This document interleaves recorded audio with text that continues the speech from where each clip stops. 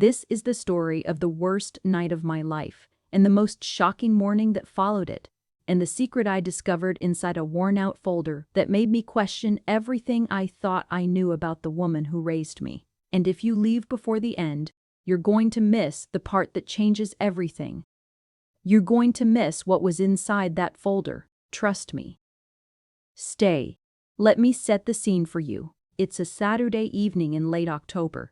One of those perfect American autumn nights where the air smells like wood smoke and something sweet, and the sky goes that particular shade of dark blue that feels cinematic even when nothing is happening.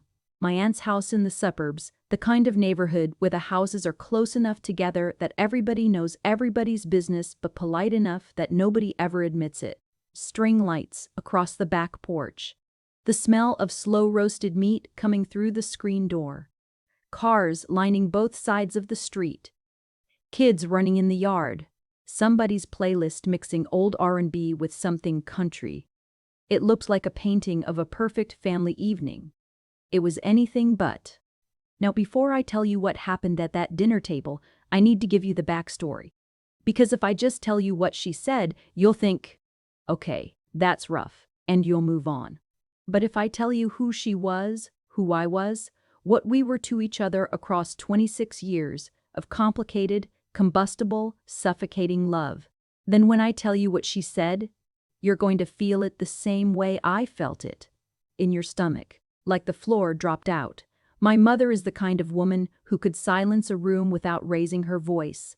Not the warm, magnetic kind of silence. The other kind. The kind that makes you suddenly aware of how loud you've been, how much space you've been taking up, how foolish you must look.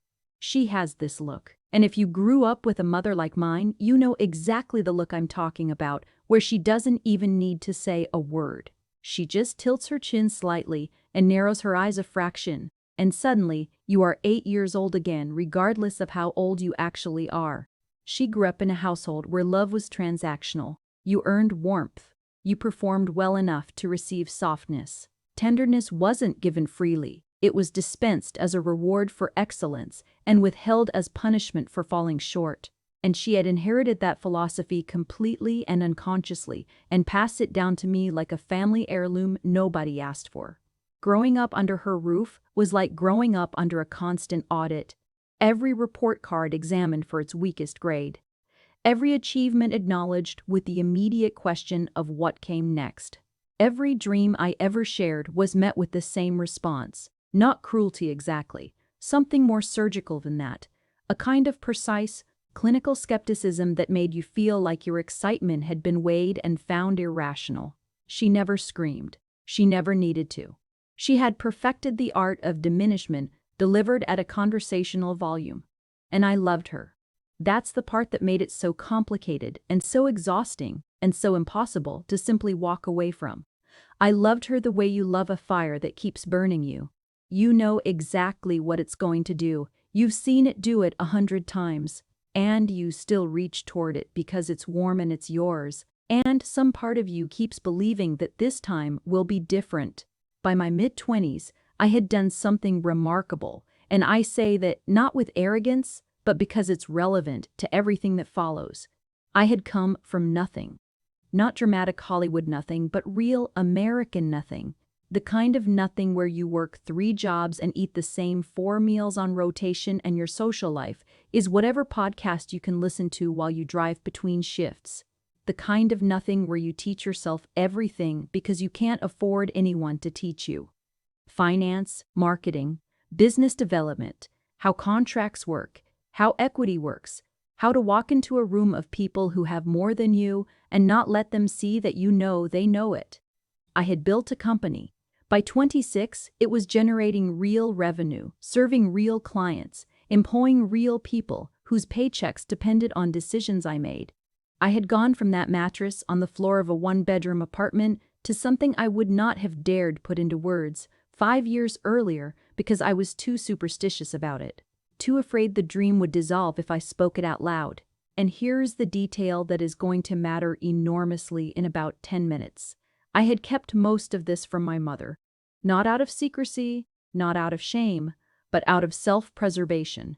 because somewhere inside me, that terrified child who grew up under her perpetual audit was still alive and still afraid. Still afraid she would find the crack in the foundation. Still afraid she would smile that smile and exhale through her nose and deflate the whole thing with 4 words.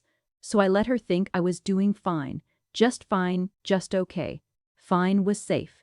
Fine was a word she had no ammunition against. I should have known that would catch up with me. Now here's where things get interesting. And by interesting, I mean the kind of interesting that makes your palms sweat, even in retrospect. My cousin Renata's birthday dinner. Full extended family. Aunts, uncles, cousins, a few family friends. 3 generations all crowded around tables, pushed together in my aunt's dining room and spilling out onto the back porch. Renata had turned 30 and she wanted everyone together, and the energy was genuinely warm and genuinely loud and genuinely American in the best way. People talking over each other and reaching across each other, and the kids getting dessert before dinner because someone caved, and the dog eating something off the floor that definitely wasn't dog food. I was in a good mood. I want you to hold on to that detail because it matters. I had driven to that dinner in a genuinely good mood. The company had just closed a deal that morning that I'd been working toward for 3 months. I was wearing a new jacket. I had picked up a bottle of wine that wasn't from the gas station. Small things, but I was happy. I was lighter than I'd been in a long time. My mother was already there when I arrived. She kissed me on the cheek and told me I looked tired. Just like that. "Hello, you look tired." The first words. I noted it, filed it, let it go. This was normal. This was the weather. Dinner started. Conversations overlapped and braided around each other the way they do in big families. And for a while, everything was genuinely wonderful. Renata was glowing. My Uncle Dorian was telling his legendary stories that get better and more embellished every year. My aunt had made her lamb that people drove across state lines for. The wine was flowing, and the lights were warm, and I was sitting there thinking, this is good, this is really good, I'm glad I came. And then my aunt, sweet and well-meaning and completely unaware of the grenade she was about to hand to exactly the wrong person, turned to me and asked how things were going with work. I started to answer. Carefully, warmly, just the broad strokes. Before I could get to the end of my second sentence, my mother's voice came across the table like a letter opener through an envelope. Smooth and sharp and almost gentle in how it cut. "Oh, his little business," she said. She was smiling, reaching for the breadbasket, as if she had said something affectionate, as if those 3 words weren't a deliberate, practiced, perfectly calibrated diminishment, delivered in front of every person in my world who mattered. The table didn't erupt. It didn't need to. What happened was quieter and worse than an eruption. Several people laughed, that horrible reflex laugh that people do when they can't figure out if something is a joke. A few others very suddenly became very interested in their plates. My cousin Renata looked at me for just a fraction of a second with an expression that said, "I'm sorry and I didn't know she was going to do that, and please don't let this ruin tonight all at once." I picked up my glass. I took a slow drink of water. I set it down. I breathed. I told every single reactive impulse in my body to stand down. But then something happened that I didn't plan for. My Uncle Dorian, who has always been the person in that family who actually bothers to see you, pushed back from the drama of it and turned to me directly and said, "No, seriously, tell me. What are you building? I want to hear it." And something broke open in me that I hadn't meant to let open. His sincerity, the genuine curiosity in his voice, the way he was looking at me like he expected to be impressed, cracked something in my chest, and I started to talk, really talk, about the company, about the journey, about what I'd built and what I was building and the deal I closed that very morning. And as I talked, I felt something I hadn't felt at that table in a very long time. I felt like myself. Fully, unapologetically, without qualification, myself. The table had gotten quieter. People were listening. Even the peripheral conversations had kind of drifted toward stillness as I spoke. I was in the middle of the part about the strategy I'd spent 6 weeks designing, the one that had turned our worst quarter into our best quarter. The one I was most proud of, because it had come from nothing but stubbornness and 3 whiteboards full of ideas. I was right in that moment, building toward it, the table's attention like a physical warmth around me. And she did it. She waited for exactly that moment, the peak of it, the moment of maximum exposure, and she laughed. That small laugh, that exhale through the nose.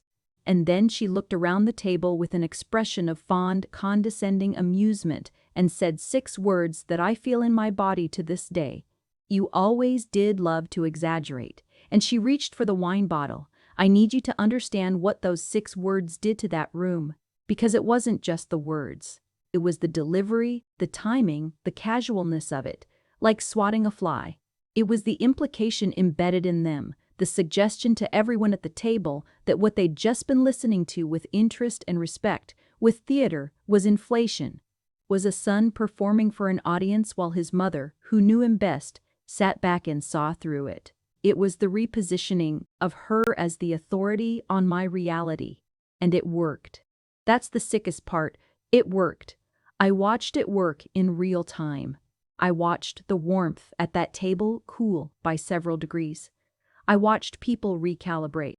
I watched my moment fold in on itself and disappear. I smiled. God help me, I smiled. I said something mild and pivoted the conversation and spent the next 2 hours being the easiest, most agreeable, most unremarkable version of myself while inside I was standing completely still in the wreckage of something I hadn't even realized I'd needed until it was gone. I said my goodbyes. I hugged Renata. I told everyone I had an early morning. My mother caught my arm on the way out, squeezed it and said, "Drive safe, honey," like nothing had happened. Like the word honey could put back everything the words before it had taken. I drove home in a silence so complete it had texture, not peaceful. The silence of a house after something structural has collapsed.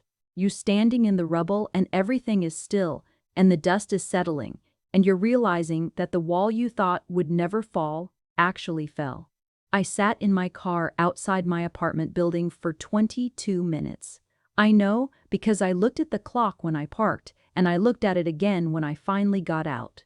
22 minutes sitting in the dark with my hands in my lap and the engine off, and the question I'd been circling for most of my adult life finally sitting still enough for me to look directly at it. Why do I keep going back? Why do I keep walking into rooms where I know the experience will leave me less than when I walked in? Why do I keep hoping that this time the table will be different? That she will be different? That somehow the 26th year will produce something the previous 25 never did? I went inside, made tea, sat at my kitchen table, did not drink the tea, looked at my hands for a long time. These hands that had built something real from nothing, that had signed contracts and shaken hands and typed the emails and made the calls and refused to stop when every statistical probability said stop. I made a decision that night, a quiet one. The kind that doesn't come with the dramatic soundtrack or a declaration. The kind that just settles into the lowest, most permanent part of you and changes the architecture of everything going forward. I decided I was done. Not done in a hateful way, done in a finished way. I was done performing for an audience of one who had decided before the curtain rose that the show wasn't worth watching. I was done shrinking my story to fit the frame she had decided years ago was the right size for me. I was done. And then, at 9:14 the next morning, someone knocked on my door. I want you to feel this moment the way I felt it. The knock came while I was on my second cup of coffee. Still in the decision from the night before, still wrapped in the quiet clarity of it. 3 knocks. Pause. 2 more. I knew that pattern before my brain had consciously registered what I was hearing. Every hair on my arm stood up. I set down my coffee cup very slowly and very deliberately, and I stood in my kitchen for a full 10 seconds, not moving. Part of me, and I want to be honest about this part, considered not answering. Considered standing there in my own apartment while she knocked and letting the silence say what I hadn't been able to say at the dinner table. I thought about it. I genuinely thought about it. I went to the door. What I saw on the other side of it has never fully left me. My mother, who I had never in 26 years of living seen look anything less than composed, was standing in my doorway, looking like someone had taken her apart and put her back together badly in the dark. Her eyes were devastated. And I don't mean that poetically. I mean they were swollen and raw in a way that can only come from hours, not minutes, of real crying. Her hair was pulled back in the rough, functional way of someone who needed it out of her face and had no patience for anything else. She was wearing the same blouse from last night. She hadn't slept. Or if she had, it wasn't in a bed. She said my name. Just my name. And I want to tell you something about the way she said it, because this is important. She said it the way people say the name of something they're afraid of losing. Not loud, barely above a whisper, like she wasn't entirely sure she had the right to say it at all. I stepped back and let her in. She sat down at my kitchen table and she folded her hands in front of her, and I leaned against the counter with my arms crossed, and I waited. Because I'd learned, somewhere in those 26 years, that the most powerful thing I could do in a room with her was be still. Just be still, and wait, and let the silence do what it needed to do. Here is what she told me. And I need you to pay close attention now, because this is where the story shifts. She told me she'd driven home after the dinner and sat in her car in her own driveway for over an hour. She told me she'd called Renata at midnight, just to talk, and Renata, God bless her, had told her in the most loving and direct way possible exactly what she had watched happen at that table. She told me that something Renata said had unlocked something in her that she hadn't been prepared for. And then she said something that stopped the air in the room. She said, "I've been watching you for years and I never told you. And I need you to know that before I say anything else." Watching me. What does that mean? I needed her to explain that, and I told her so. And the explanation, when it came, was one of the most disorienting experiences of my life. She reached into the bag she'd been carrying, a bag I hadn't even focused on because I'd been so focused on her face, and she pulled out a folder, worn, overstuffed, held together with a thick rubber band that had creased the cardboard on both sides from being wrapped around it so many times. She put it on my kitchen table and she slid it across to me, like evidence in a trial, and she said, "Open it." I want you to understand my hesitation in that moment, because some part of me was afraid of what might be in it. Some part of me had spent so many years braced against her that even her reaching toward me felt like something to be cautious about. But I pulled off the rubber band. I opened the folder. And what I found inside it rewrote 26 years in about 30 seconds. Printed articles about my company, printed from the internet, some of them with handwritten notes in the margins in her handwriting. Not critical notes. Notes like, "He figured out what they all missed, and this is from my son." Screenshots, printed and dated, of every time my business had been mentioned anywhere online. A page from a local business journal featuring a small interview I'd done 8 months ago that I had specifically not told her about because I couldn't bear the thought of her dismissing it. She had found it. She had printed it. She had underlined parts of it. And then there was the note. Handwritten, on a piece of paper that had clearly been folded and unfolded many times judging by the soft worn creases in it. Dated 14 months ago. 3 sentences in her handwriting. "He's doing it. He's actually doing it." I always knew he had this in him, and I don't know why I never told him. I don't know why I never told him. I had to put the paper down. I had to look away from it because something was happening behind my eyes that I was not prepared to do in front of her. I pressed my fingers against the table, and I breathed very carefully, and I looked at the ceiling for a moment, which is what I do when I need to not fall apart in front of someone. But there was one more thing in the folder, a photograph, a physical printed photograph. And it took me a moment to recognize what I was looking at. It was me. At an event for young entrepreneurs I had attended about 6 months earlier. I was at the front of the room receiving a recognition award that I had also specifically not told her about. And in the photograph, in the very back of the room, slightly out of focus but completely unmistakable, was my mother. Standing in the back. Watching. Wearing a blue dress, I recognized. She had been there. She had found out about it somehow, and she had driven there, and she had stood in the back of the room, and she had watched, and she had never said a single word to me about it. I looked up from the photograph, and I looked at her across my kitchen table, and I said, very quietly, "Why?" And she said, "Because I didn't know how to be proud of you out loud. Because I was taught that saying it would make you soft. Because I was so afraid of what would happen when you flew, that I spent all my energy trying to convince us both that you couldn't. And because every time I saw how high you were going, I panicked.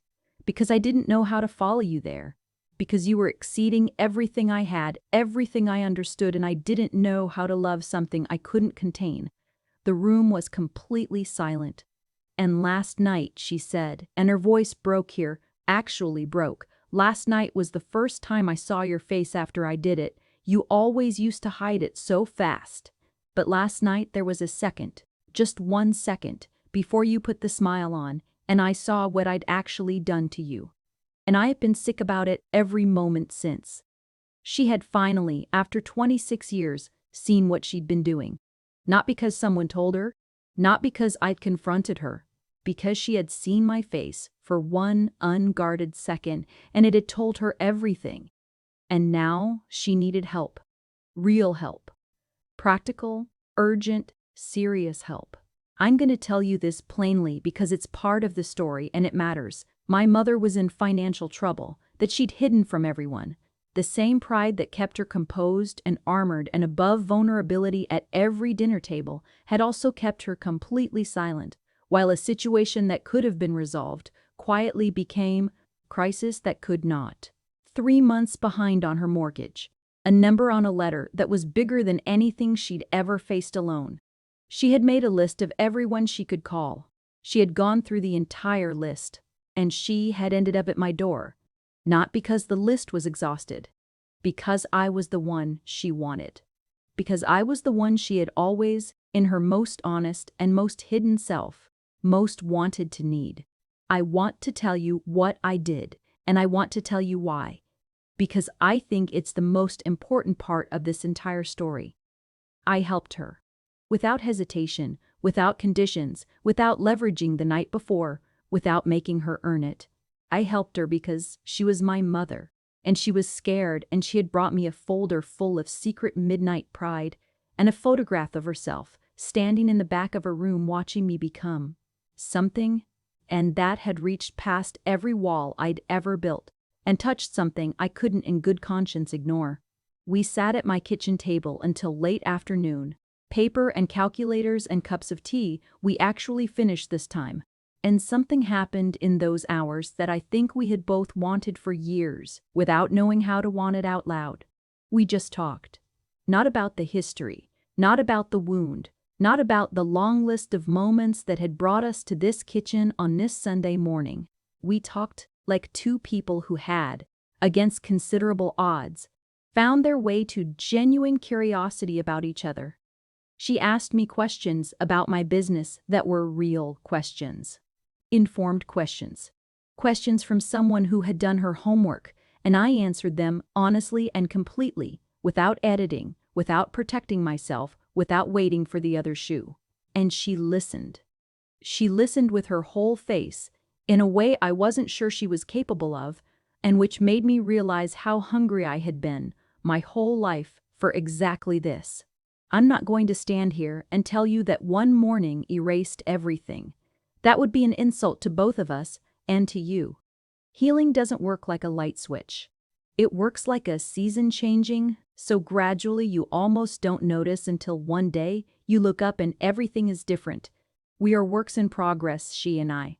There are still moments when old habits surface and old flinches fire. There are still conversations that require more patience than feels fair. There is still, underneath everything, a version of me that is 8 years old and waiting for the audit results. But here is what is also true. The woman who knocked on my door that Sunday morning was the most real version of my mother I had ever encountered. And the man who opened that door and sat down and said, "Tell me all of it," without armor, without strategy, without waiting for the trap, was the most real version of me I had ever been. And what happened between those two people in that kitchen was something neither of us had words for at the time, and both of us have been trying to live up to ever since. She chose, for the first time, to need me out loud, and I chose to answer. Not because she had earned it in any clean transactional sense, but because I decided, consciously and deliberately and on my own terms, what I wanted the rest of my story to look like. I decided she was in it. That was the most powerful thing I have ever done. Not the company, not the deal I closed that Saturday morning, not any of it.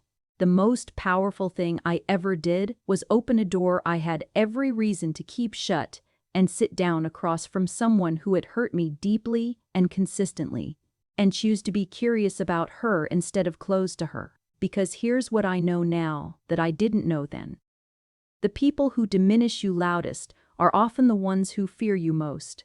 The people who can't say I'm proud of you out loud are sometimes the ones filling folders in secret and standing in the backs of rooms in blue dresses, watching you become everything they always believed you could be, but never knew how to say. Sometimes the person who broke you is also carrying the proof that they never stopped believing in you. And sometimes, all it takes to find out is opening the door.